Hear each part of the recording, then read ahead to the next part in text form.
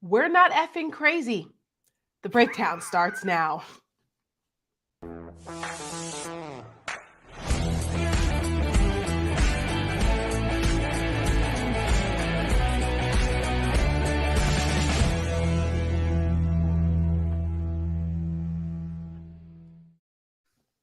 Welcome to this special edition of The Breakdown, where we are analyzing the day 3 of the January 6th hearings. And the first half was a snoozer, but the second half was a doozy, Rick Wilson. Holy shit. Let me say this, Tara. That first half, I was getting a lot of people like, oh, God, it's so boring. It's so boring. And Ludwig's presentation is stentorian, ponderous, and not at the speed of TikTok, okay? But it was essential. I think it's really important to understand the committee here is not trying to entertain at the speed of TikTok. They're trying to lay out a set of very clear legal predicates. And when you look at the foundation that the Ludwig testimony built and what they bridged to in the second half of the hearing today. Correct. Holy guacamole. I mean, Jesus Louise. Yes. This was an absolutely compelling, riveting narrative tale. And in fact, a Hollywood friend of mine sent me a text. It's like, fuck, I want to pitch this Pence story now. I know. And look, none of us are going to say that Mike Pence was a great hero for the 4 years of Trumpistan. But he was that day. But for a couple of hours that day. Yeah. For a couple of hours that day, he put country over Trump. And I'm not going to take that away from him right now. Yeah, because the alternative would be we wouldn't be talking to you folks. Yeah, I agree with you on that, Rick. That's something that I came away with.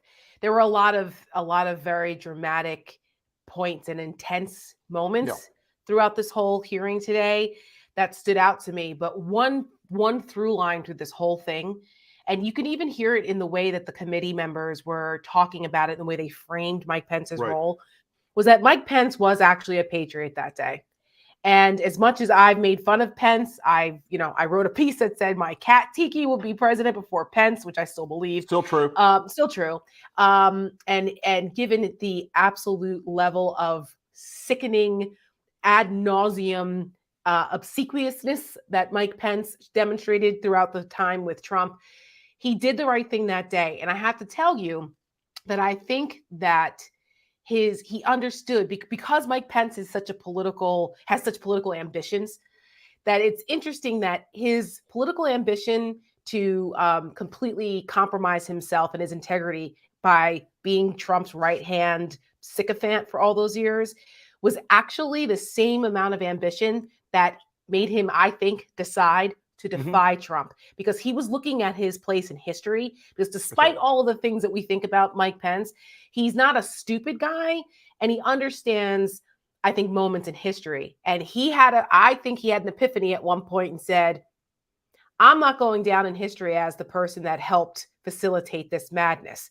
And he had enough people around him, right? He had enough people around him to explain to him why doing what he did was the right thing to do, and for the right side of history and for the democracy. And now look, he actually comes out as the hero of the day, which is the irony of that. Is crazy, but I give him credit.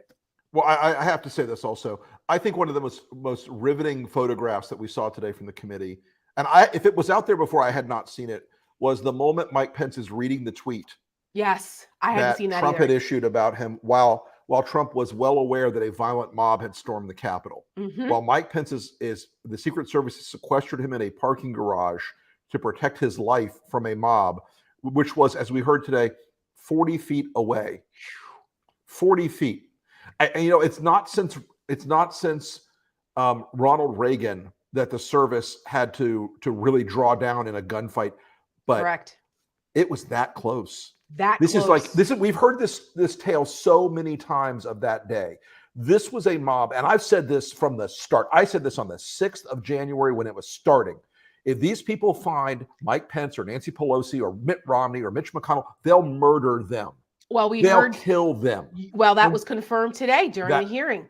In fact, we have a piece of video that the committee released today. We should roll that piece. The video where they're talking about getting to Pelosi, AOC, etc. Mike Pence is going to have to come through for us. And if he doesn't, that will be a sad day for our country. And Mike Pence, I hope you're going to stand up for the good of our Constitution and for the good of our country. And if you're not, I'm going to be very disappointed in you. I will tell you right now. I'm telling you what, I'm hearing that Pence just caved. No. Is that true? I didn't I'm hearing reports that Pence caved. No I'm way. telling you, if Pence caved, we're gonna drag motherfuckers through the streets. You fucking politicians are gonna get fucking drugged through the streets. Yeah. I guess the hope is that there's such a show of force here that Pence will decide to do the right thing, according to Trump. Bring out Pence! Bring out Pence! Bring him out! Bring out Pence! Bring him out! Bring out Pence!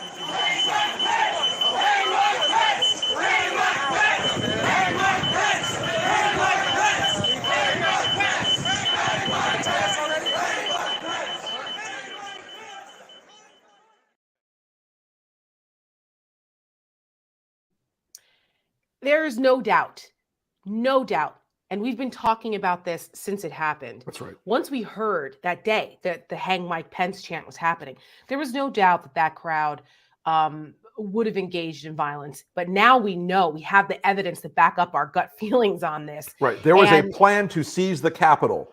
Correct. And the violence that would have been concomitant in seizing the Capitol, they were going to get bolted down into that building. They thought the Proud Boys and the other groups would storm into that building. They would essentially take hostages in the biggest terrorist attack on the U.S. Capitol in history by an order of magnitude.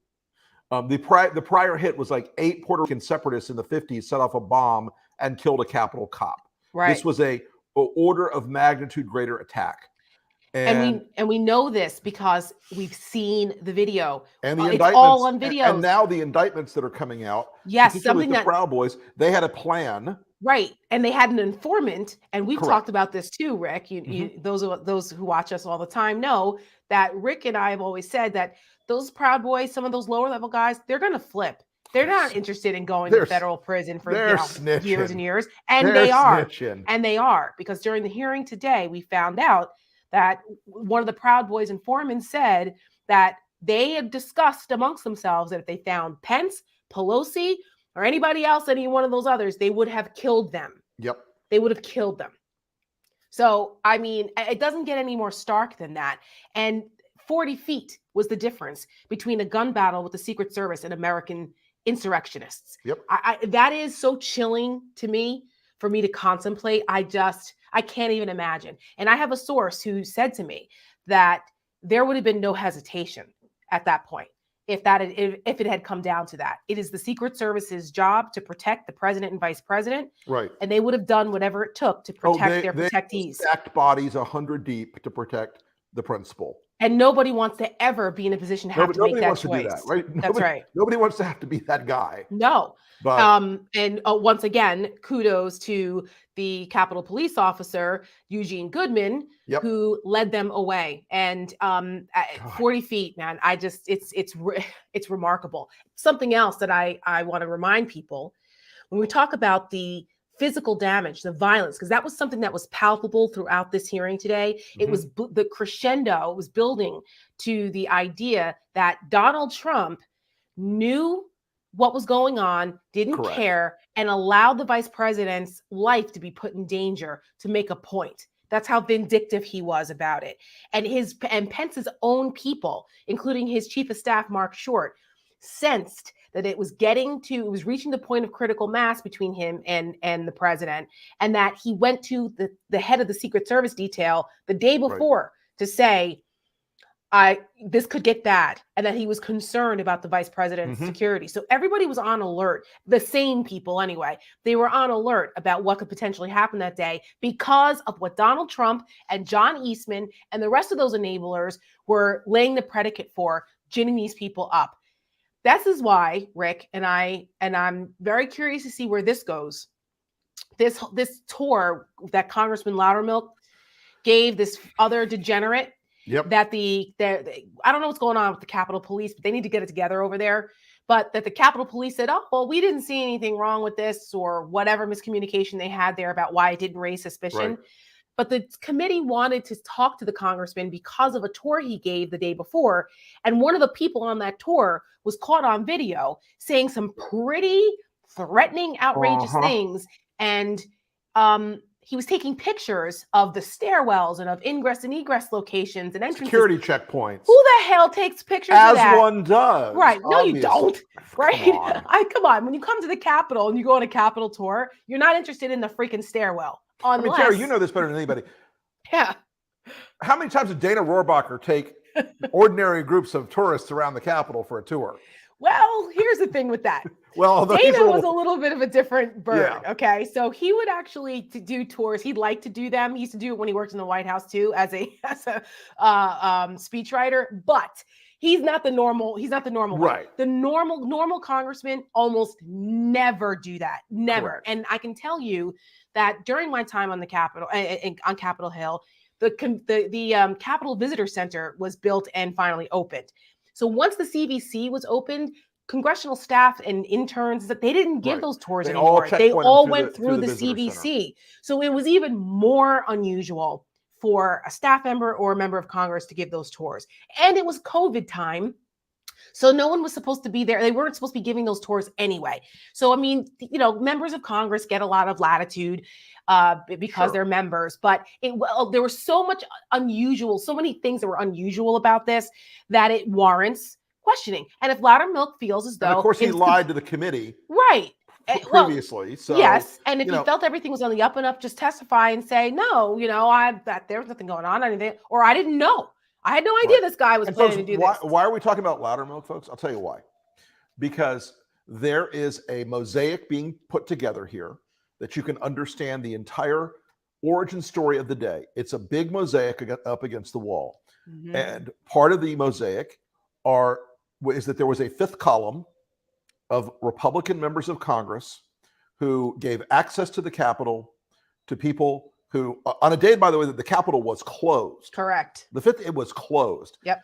Mickey Sherrill has testified, or not testified, but stated today, she saw multiple Republican members giving tours to people that day. She said that from the beginning. Yeah, and we're going to see that this part of the mosaic is that they were helping people prepare for this attack.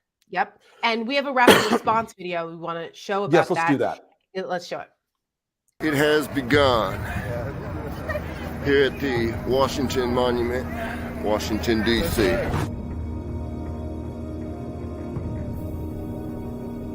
Check out my flag I made, guys. See it? There you go, baby. That's for a certain person. That's right. That's for somebody special. Somebody special.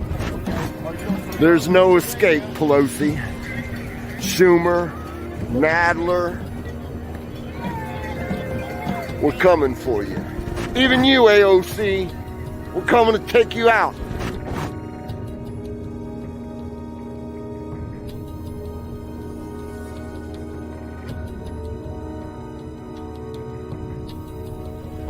This security footage showing what they say is a tour of approximately 10 individuals led by Loudermilk to areas in office buildings, as well as the entrances to tunnels leading to the U.S. Capitol. How about that, Pelosi? Might as well make yourself another appointment. I'll get done with you. You're gonna need a shine up on top of that bald head.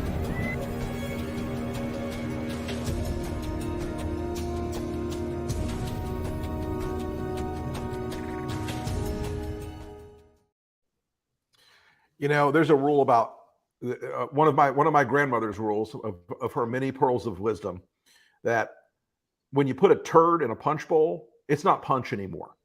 I don't care if there was one guy in the crowd that thought that, but there wasn't just one guy in the crowd that thought that kind of thing. There were many, many hundreds and hundreds of them, maybe even thousands of them, who attacked the Capitol to overturn the election. We are going, and by the way, for you MAGAs who think that this is, the committee hearings are boring and we're going to get away with it. Every one of you motherfuckers is on video. It's just a matter of time for the wheels of justice. They grind slow, but fine. Yes. And these people that think that they're going to escape accountability, at the minimum, everybody with an identifiable face will be known. That's right. As you should As be. they should be. You weren't protesters. You were rioters. You were fucking terrorists. So the reality here of that day is this mosaic is coming together. And the important part this morning, to go back to the morning section of the hearing, was that or the early First section half, of the hearing, yeah. it assembled a picture for the American people of the legal weakness of the Trumpian argument, of the absolute, crazy town BS of Eastman and his legal argument.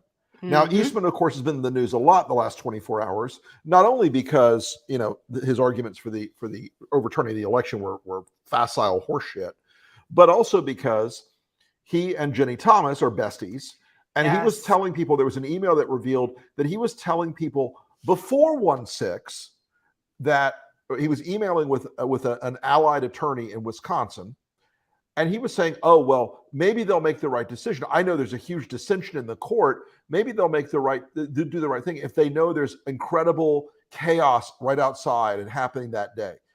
This was part of the strategy. The violence was an element of their legal and political strategy.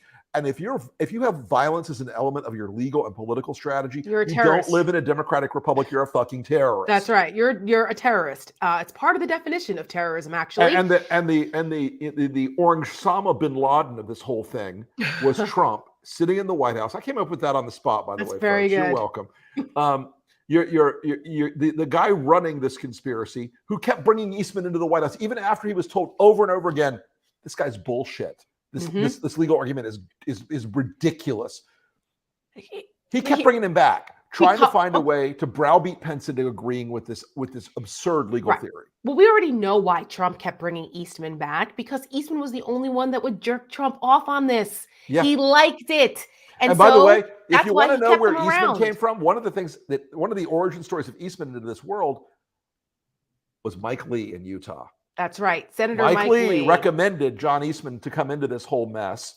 And there's a reason why Mike Lee's gotten real quiet about John Eastman. Very quiet. Because he's partially responsible for this by introducing him into the orbit. And I'm going to take this moment for a shameless plug for any of you folks in Utah to vote for Evan McMullin, because he's running against Mike Lee and he's got a shot out there to do it. My friend Evan, I sit on the board of his organization. So good luck and help Evan McMullin out there. Oust that bastard Mike Lee. Evan is last poll was Lee 41, McMullin 37. Yep. It's a hard race, but man, he's got a shot. And Mike Lee is a corrupt. Yep. And in Utah, he's really disliked. He once compared Donald Trump and said he was the same as the prophet Moroni. Oh, now, I'm not LDS. Right. But I picked up on that. It's like saying that Trump is the current incarnation of the Lord Jesus Christ. Right. And from what I know, my LDS friends, they're not the same way. They're not as impressionable as the evangelicals with the way that they just, blindly listen to that stuff. Like, that's not going to work. And I think that's part of the reason why that Evan is doing so well. And also because Democrats were smart strategically to not run a candidate.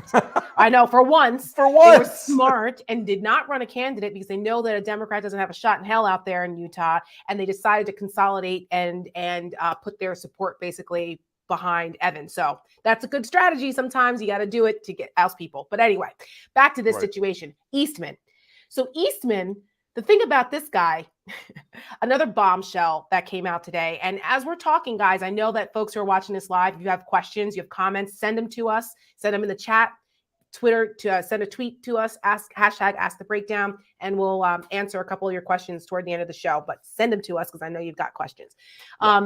Another bombshell today that came out of this Eastman nonsense, besides the fact that Eastman himself admitted numerous times that his legal theory was bullshit, bogus, unconstitutional, unworkable. He also, after all of this was said and done, after the riot happened, after the insurrection and all of this and the drama that happened and coming this close, 40 feet from people being killed possibly as a result, he still was pressuring Pence's people to get him to engage in an unconstitutional and illegal act to try to overturn the election results, and then had the audacity, the unmitigated gall to ask for a pardon. What a shock. Now, as someone who worked on pardons and commutations when I worked on Capitol Hill, I can tell you that most people don't ask for preemptive pardons unless they think they did something illegal. You think? You think? By the way, I think I should be on the pardon list. Right. That seems to me consciousness of guilt. By the way, I just heard from a former Trump cabinet member. Oh my! With whom I have a relationship, and this was utterly disastrous for him today. Which him? Eastman? For Trump. Oh, sure. Well, every day, every one of these hearings is utterly disastrous for Trump because it shows more and more how he was on an island, and the people around him, even in his own inner circle, didn't agree with what he was doing and threw him under the bus when they were under oath. The ones that did actually testify, including his own daughter. So of course it doesn't look good for Trump. And every hearing, it's more and more intense than the last one. It's look, I think the storyline today, and I think Aguilar, by the way, who deserves props. Yeah, he's a very good questioner. Yes. He had a lot of acuity and heart at the same time. Yep. I think that was really a good approach to it. It was well done because it showed an amount of empathy. And I made a note to myself about this too. I'm glad you brought up Aguilar because it showed that this transcends partisanship and the amount of civility and I think mutual respect that Aguilar showed for Pence and for the witnesses and for Pence's chief counsel Greg Jacobs, who was a star witness today. I think. Oh yeah, Jacobs was a star witness. But the empathy and the civility, the bipartisanship, I thought it really elevated the conversation in ways that we're not used to seeing because of how partisan and ridiculous and absurd the impeachment hearings were because of the way Republicans behaved. And we don't have that element this time. It's actually a mature, very serious approach to this because it's about our democracy. It's bigger than any D or R next to anyone's name. And I think Aguilar conveyed that brilliantly. Something else that we heard about today that I think warrants discussion is this idea that Judge Ludig put out there. Now, yes, he was a little bit of a challenge to listen to, and I think that they should have switched tactics and just read his statements and asked him like yes or no questions. Could have worked, yeah.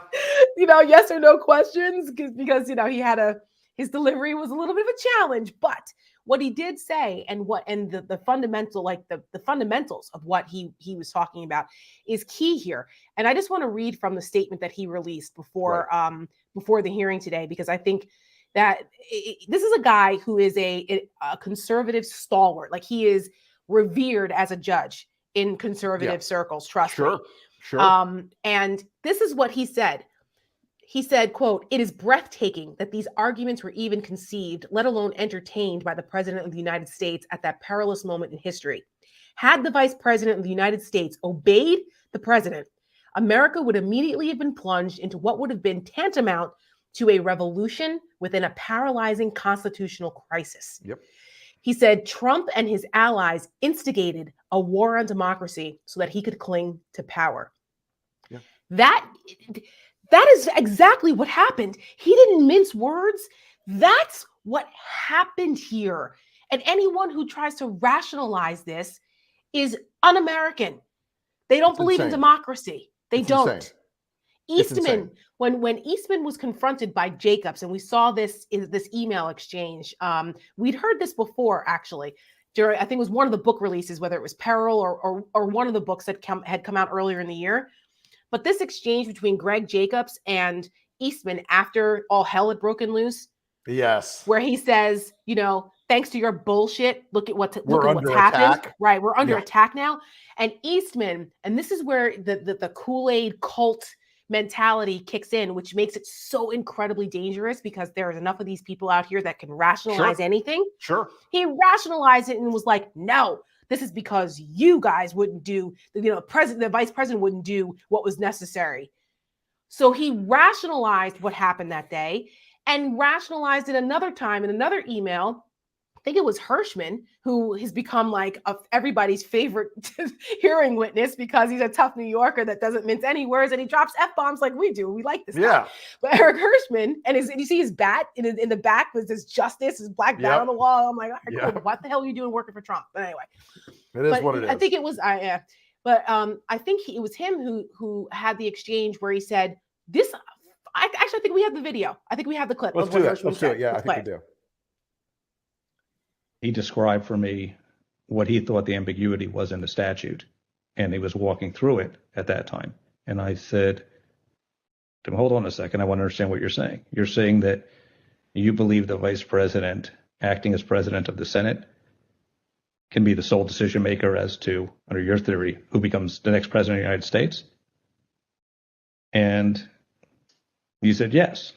And I said, are you out of your effing mind?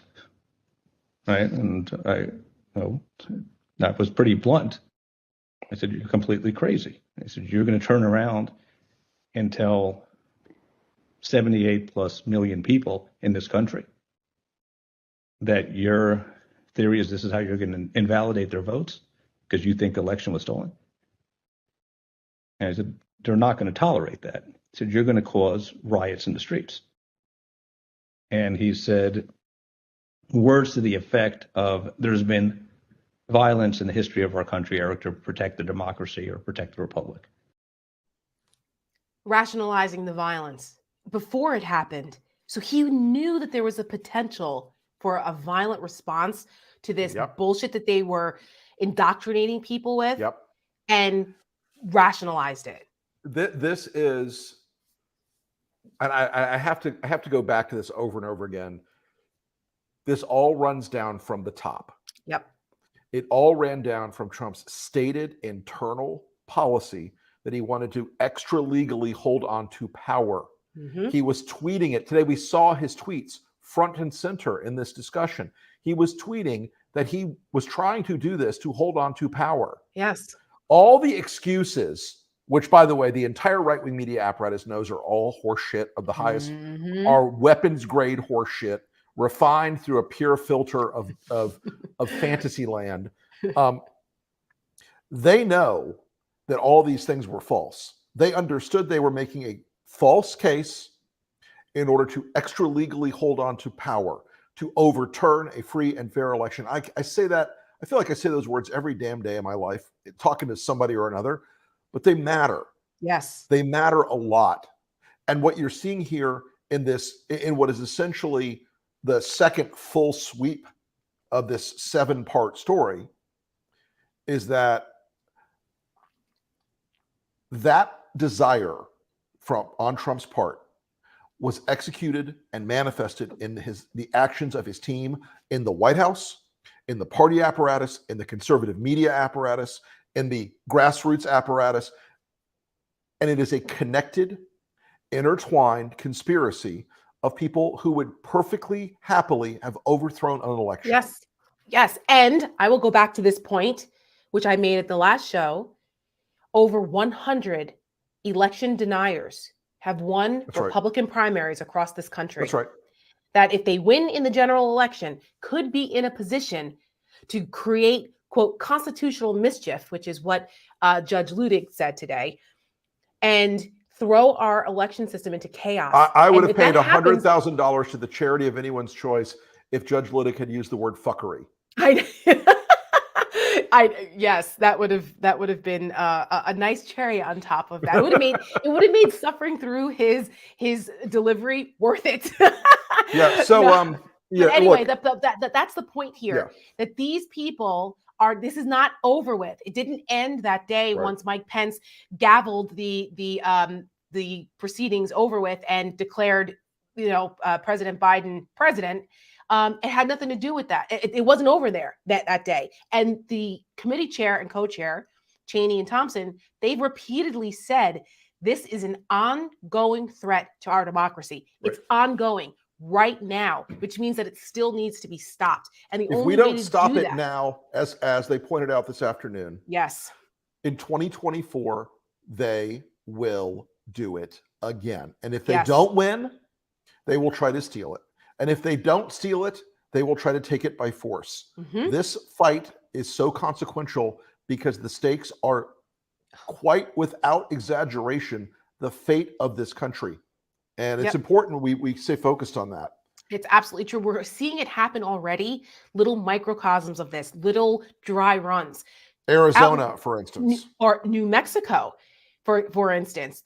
Right now, as we speak, there is a fight going on in New Mexico because a bunch of wackadoodle Republicans in a little county in New Mexico decided they don't like the election results. A Democrat won. They said, we just have a sense that there's something wrong with this because Dominion voting machines. They were used, and that's these are people who are in power, and it's taking New Mexico Supreme Court, state Supreme Court, to force them to certify a perfectly free and fair election.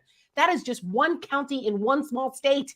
So imagine if you scale this up. It's iterating out and scaling up, folks. And, it is. And this is why we're in this fight. This is why the Lincoln Project continues to do the work we do every day. It's why we're fighting to hold these people accountable. It's why we're making sure that in the key races around the country, U.S. Senate, governor's races, secretaries of states races, which 2 years ago, if you told me we'd be focusing on secretary of states races, I would have laughed at you. Right. And now I'm like, holy shit, this one really matters. Yes. And so, we've got to make sure that the landscape of this country isn't wired down where they can just cheat at will. That's correct. And where they can just name the dear leader as the new, grand emperor of America. We're actually talking about this in America, Rick, which is just mind-blowing to me, but not really. This is where we are, and we've got to what does Trigby call it? Play the game that you're in. Play the game you're in. Play the game you're in, baby. Let's take a couple of your comments. Oh, let's do that. Yeah. Okay, Julie Leiden. Will Ginny Thomas be interviewed? Supposedly, she has now said she's willing to be interviewed. I think they should invite her with a lovely handwritten calligraphied subpoena tomorrow. Yep. And get her in front of that panel. Yes, and please, I hope that they read her. And I'd like her to be there with John Eastman at the same time. Oh, imagine. So we can talk about their communications back and forth and whether she ever mentioned to John Eastman, since Eastman was a clerk of Clarence Thomas. And they're personally close to John Eastman. Who would have imagined that chain of events?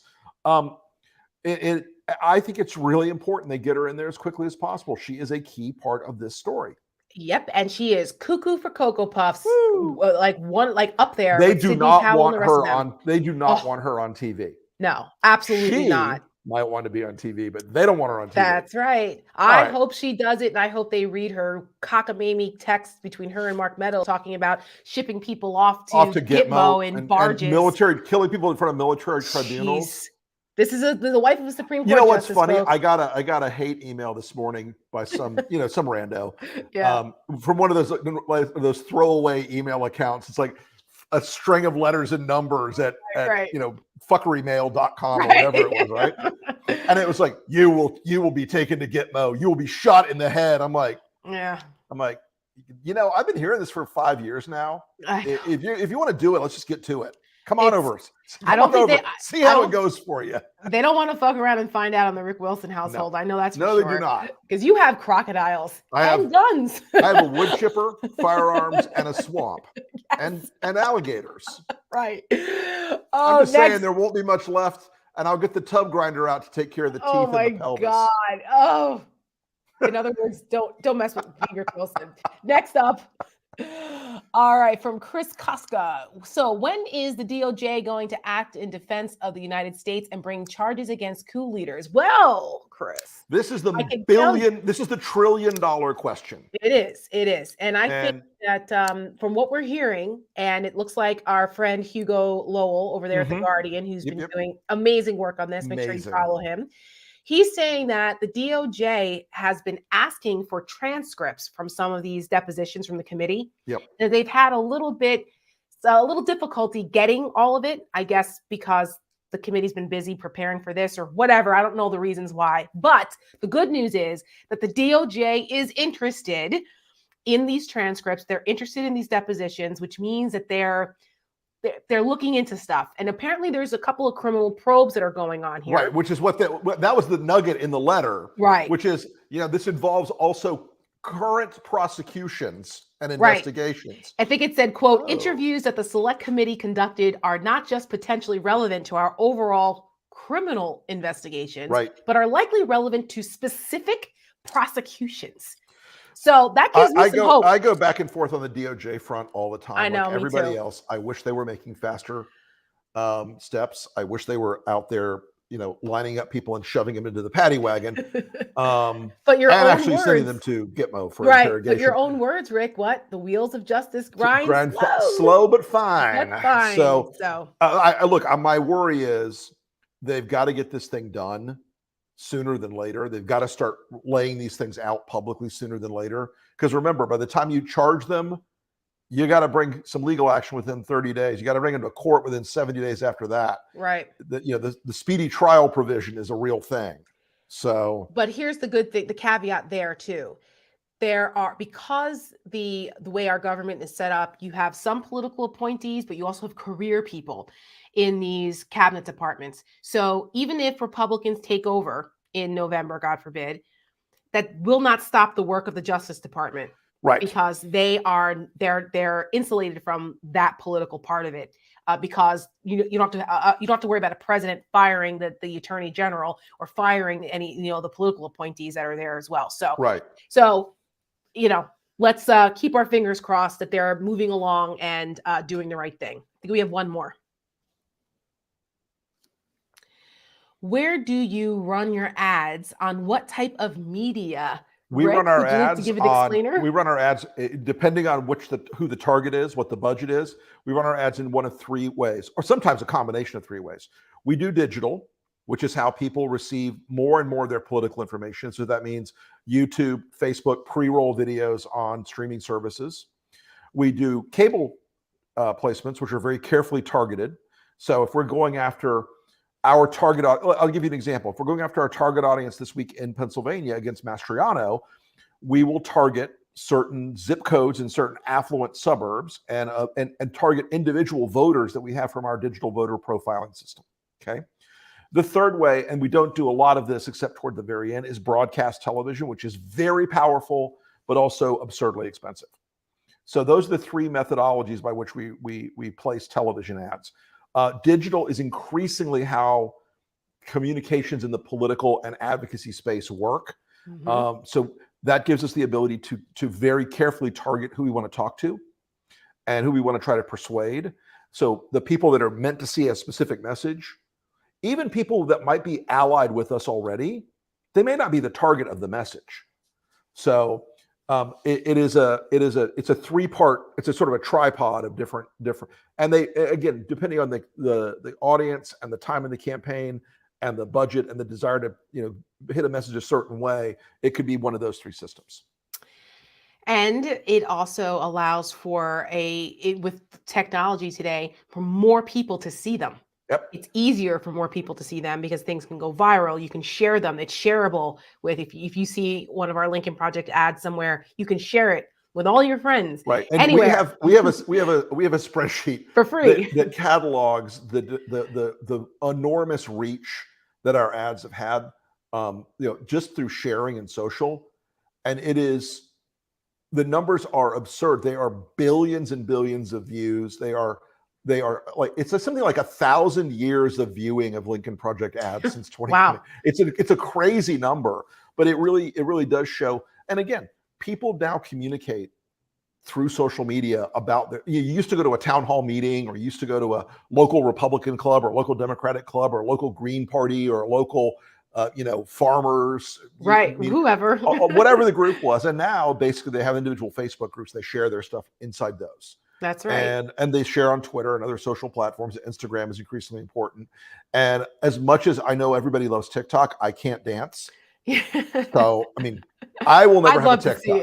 I would love to see I will it. never have a TikTok, but Well, not to say that you may not be featured on TikTok. Other people may feature you or me on TikTok. I don't have a TikTok either for different reasons. For security Yes, reasons, security actually. reasons. Same here. My husband the has security people were security. like, "No TikTok for you." Yeah, I'm and like, my I husband has a know. security clearance, so we can't invite that into our Yep. household. But I like watching them when they're posted out elsewhere. They're very entertaining. Hey, TikTok is a great repository for cat videos. Yes, indeed. Of And as any everyone kind. knows, we Cat love our people. cat videos. Tiki's around here somewhere intently watching and listening. Anyway, well, today was pretty enlightening intense. and intense and poignant. And tomorrow, I look forward to them adding the exclamation point onto how calloused and calculated Trump was in allowing this shit to happen, how he didn't give a damn about what happened to the vice president, and he didn't give a damn about our democracy. And I think that if each one of these hearings up to now is any indication of what tomorrow's hearing is going to be like, I suspect we're going to have a couple more holy shit moments. I think so too.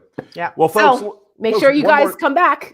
One more thing. And watch us. Yeah, we'll be back. We'll be back after the hearings.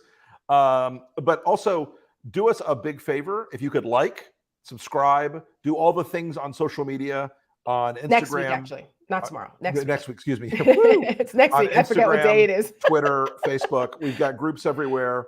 We're present across the social media spectrum. So if you could like and subscribe, we would love you for it. We appreciate everything you guys do to support the Lincoln Project. And we will be back with you next week when the hearings begin again. That's right. We'll be live post hearings and taking your questions and comments then as well. Until then, be a good steward of the democracy. We will see you guys next week.